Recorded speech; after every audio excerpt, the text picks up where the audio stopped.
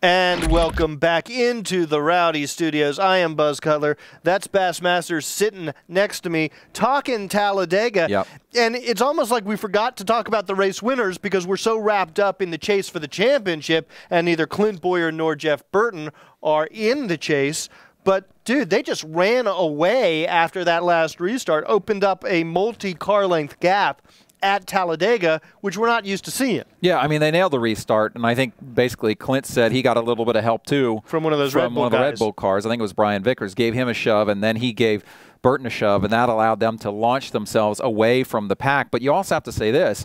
Those two cars were probably among the strongest, if not the strongest tandem all race long. So it wasn't fluky that they got up there and won the thing. Then ironically for Jeff Burton, if they hadn't gotten such a good launch on the restart, if it had been tighter at the end, Clint Bowyer was fairly clear that, hey, I would have stuck with Jeff and just pushed him to the victory. Because I wouldn't have had any room to manipulate. But he knew, trying to pass Jeff Burton, they wouldn't jeopardize their chances of one of the two of them winning the race. They were far enough ahead that it was down to just the two of them, and he made his move a little bit earlier than maybe Jeff Burton expected before they got to the tri-oval. Kind of caught Jeff by surprise, he thinks. Right. So, I think it was ironic for Jeff Burton that such a good restart ended up maybe costing him the race. But whichever one of those two guys won, whether it had been Burton or Bowyer, which is what came to pass, would have been a great story, right? Bowyer capping off his career with Richard Childress Racing with a win, not only a win, but Richard Childress's 100th win, or Burton, after having such a lousy season, being able to get a win just to sort of get the bad taste out of his mouth. Both really good stories, and the fact that the two of them were at it together at the end, it was just nice to see. Absolutely, and Clint Bowyer has won Talladega before, so he's very capable on these restrictor plate tracks.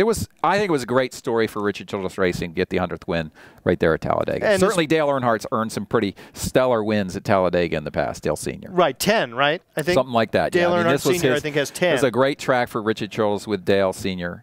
And so it was nice to see him get the 100th win at Talladega, I think. Yeah, I wonder if there was any sort of awkward moments in victory lane there with Richard Childress going in to congratulate Clint Bowyer. Well, they did have a little exchange after the race where Clint thanked Richard for getting him into the All-Star race next year, and then Richard thanked Clint for getting him into the Winner's Circle program, getting that car into the Winner's Circle program. That was kind of funny. Yeah, I want to thank Richard for helping me out next year.